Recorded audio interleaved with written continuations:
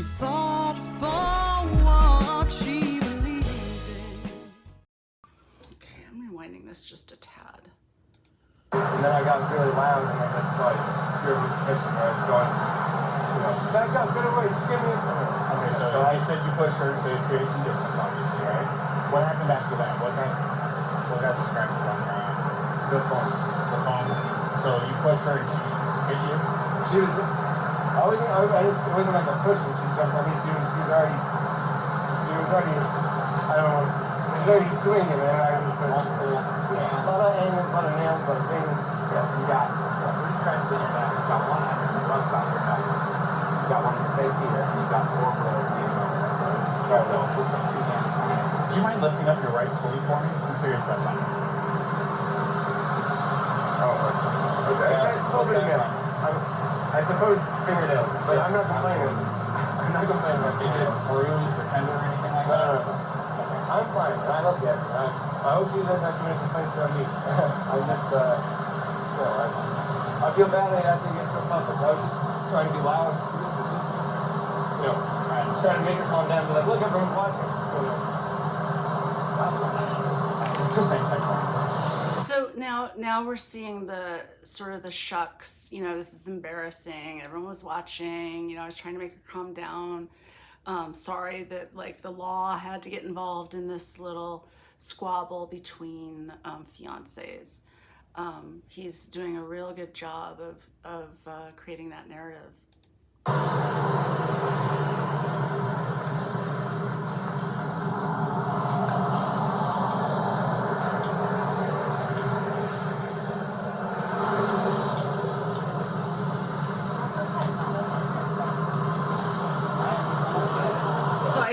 That the park ranger, the woman, was talking with Gabby, and I have not seen her body cam. I don't know if she has one or not, but if she does, I'd love to see what they talked about and see whether or not Gabby was opening up to her more, whether or not I can see any evidence of my theory.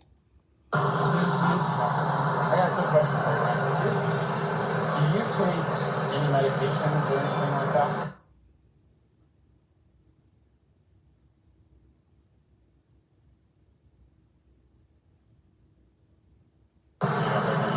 So that's really interesting that his response was redacted, because later on at the very end of the video, when the officer is giving Brian a ride to the hotel that he arranged for him, the officer just voluntarily starts talking about his relationship with his wife and how his wife, needed to get diagnosed for her anxiety. And once she started taking the daily medication, it was, like a transformation, and, it's just caused so much aggression. And it was an entirely inappropriate conversation for an officer to have with either a victim or a suspect.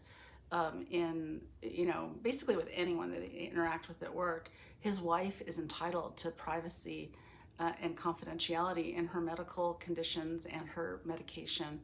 And I think that it was somewhat irresponsible for them not to redact that and protect her privacy.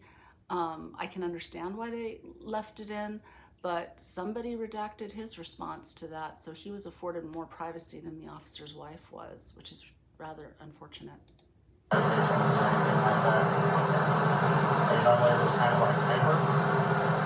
Okay, so there he just said, are you normally kind of this hyper? So there were a lot of people who were criticizing Brian for being so calm, but the officer just identified him as hyper. Are you normally kind of this hyper? My heart rate up whenever the lights flash on, it gets your heart rate up. He said, do I seem it? Whenever the lights flash on, it gets your heart rate up. So the officer is seeing him as hyper. Right, trust me, it does me too, and I'm the one that it gets me going. You probably can say, hey buddy, whenever somebody wants up. So, okay. Again, this very relatable, oh yeah, I'm willing to buy that explanation. I get, my heart rate goes up too. Basically, everything that he's saying to them, they're reflecting back, they're kind of mirroring back.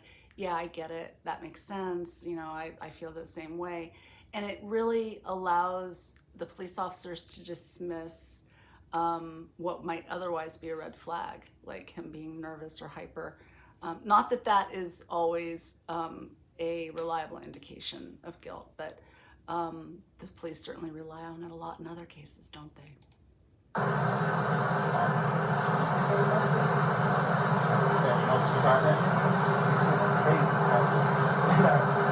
I don't think so. No. Okay, I couldn't really hear that, but I think he said something about she's crazy. I wish I could hear this better. None that I know of. Oh, I think he asked if she's taking any medication, and he kind of joked and said she's crazy, but none that I know of.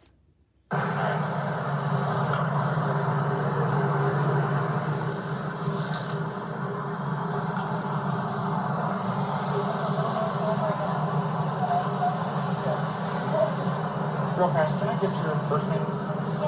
Gabrielle. Gabrielle, how do you spell that? And your last name? B-E-T?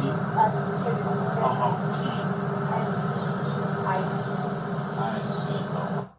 Okay, I just want to point out that the media used the word the words uncontrollably crying in describing the traffic stop, describing Gabby's emotional state.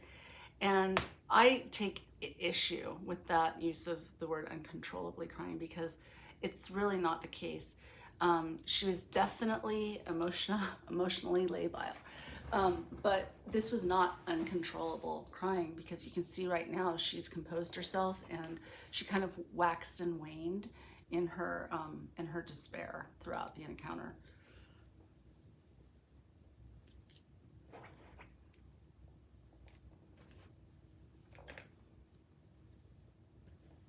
You guys both live in Florida, right? Or that's where you guys come from? But that's where you have it out of Florida. That's what it is. You have 29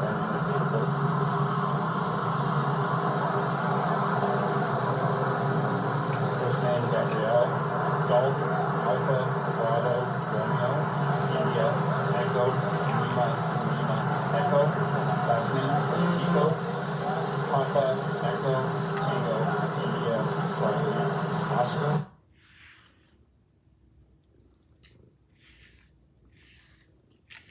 We can fast forward through all this, I think.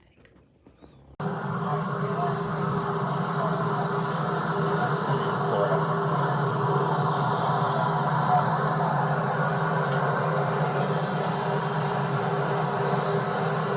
We're just kind of hanging tight for a minute.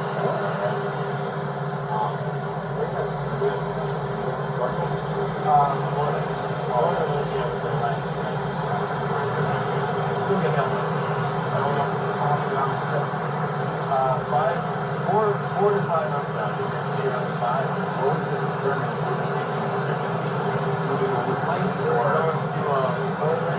Her grandmother's best friend was important. She was going to be staying. 2 years ago, we did a lunch run with her, which we loved. We were in Nissan Sentra. They're on a tiny little farm. So I was like, let's do it better. Okay, so he's mentioning that this is not their first road trip together. They took a Nissan Sentra previously and spent many months together traveling. So to anyone who was saying, you know, what do you expect? You know, they take off in a van across country and have no idea what it's going to be like. They'd done this before. This is not the first time. It's tight again. I said, let's do a little more. So we're racing, but sure. But you were going over to Portland, and I don't know if you're probably here more familiar. Wolfing, have you ever heard that? WWOOFING. So, how'd you get it? I'm from California originally. Oh, yeah. So, and part of my job, I dealt with employees that were from all across the United States, in Washington, Oregon, California, Nevada, everything you can do when you run I know most of them. It's worldwide opportunities on organic farms. So it's like a volunteer work type of situation where you can work on organic farms. So that's our goal once we get over to Washington. We'll be able to do that in Washington and down to Oregon and down to California. What part of California is that? I'm from town just outside Sequoia National Park. You're listening to good job. You think you're going through this? We'll get good anyway about the race. No, it wasn't too bad. So they're basically shooting the shit.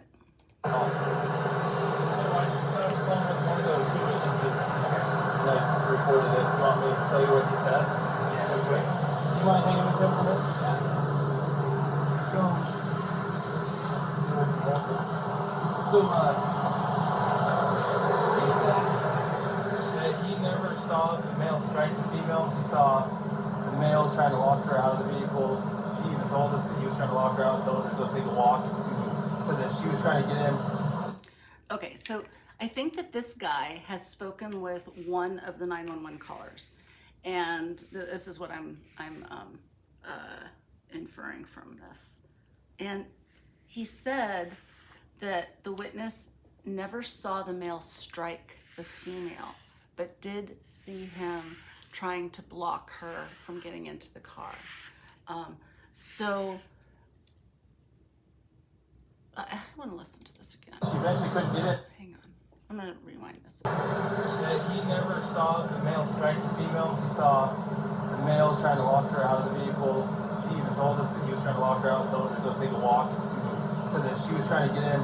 She eventually couldn't get in and actually clawed her way in through the driver's door. He said, I don't understand why she did that. Well, I think it's because it was the only door that wasn't locked that she could get through.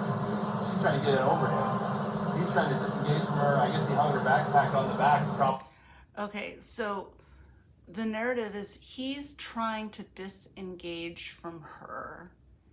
She's kind of the crazed one who's clawing her way in through the driver's side window or door and, you know, had to crawl over him. It's really interesting to me the way this is being interpreted. Now, I don't know what conversation he had with the witness. Do we have a body cam of that? That would be really nice to see what exactly the witness said. But my understanding was that the first 911 caller said he saw a male pushing a female away from him, like kind of pushing her away. That may not be correct, but very interesting. I'd love to hear what the witness actually said. Obviously, she'd have her shit, so that he didn't have to engage with her. Everything she said. Again, he said he hung her backpack on the back of the ladder on the back of the van so that she would have her shit so that he wouldn't have to engage with her. Kind of like almost complimenting him for how he handled it, you know, he's dealing with this emotionally distraught, woman who is insisting on, poking the bear, and he's just trying to let's just take a break, let's just walk away, and so he's the reasonable one, and she's the one that's the aggressor. That's how he's interpreting the statement. Hey, it's same thing. I haven't heard what he said, but if that's what he said, it's also what the witness is saying. The witness says, I never saw him hit her. I saw him shove her, but I couldn't tell you if it was an aggression against her or a defense against her. Okay. So right there, the witness said, I saw him shove her, but he couldn't tell if it was an aggression against her or defensive against her, which means that they have evidence of what could be a crime, shoving person. There you go, okay? But they don't know whether it was in self-defense or not. So it's really not the police's job to raise the issue of self-defense. That's called an affirmative defense that comes in after a prosecutor has, charged somebody. And here the police are taking on the job, I think, of trying to determine whether or not him pushing her was lawful, instead of simply gathering the evidence and then allowing a prosecutor to look at all of the facts and evidence and the totality of everything and make a decision about whether or not the elements of the crime are met. I really interpreted this as this officer for some reason, doesn't seem to want to put the blame on Brian, and instead is seeing Brian as sort of this, hapless victim of an emotionally distraught woman who was being aggressive. As far as her, being the aggressor. So at this point, unless the guy's screaming that he's going to jail and did something to this girl, it sounds to me like she is the primary aggressor. Now, unless this guy is screaming that he's going to jail, he did something to this girl, it seems like she's the primary aggressor. Isn't that interesting? That in order for him to consider a different narrative, Brian would have to be screaming it to essentially change their mind or present evidence that, you know, contradicts their version. Wow. The problem with her being the primary aggressor is in an instance of domestic assault, be it a male or be it a female, we shall arrest. Now, okay.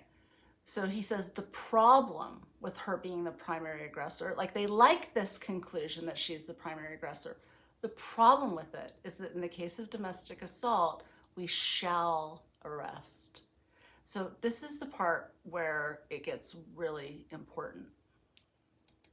Doesn't necessarily mean they have to go to jail. We can do a citation if it meets one of 3 criteria, which one of them is we can ensure that they're not going to further risk each other's safety. But the problem with that is they live in the same vehicle.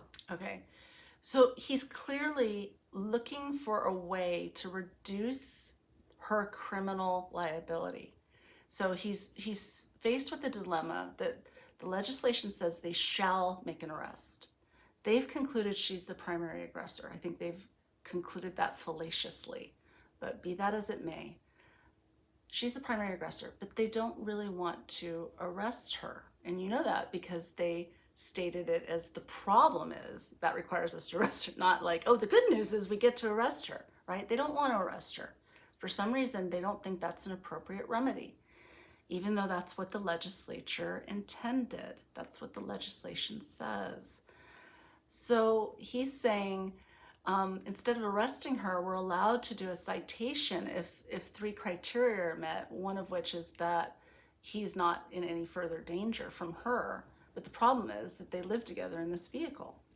So quite a conundrum the police are faced with. Whatever are they going to do?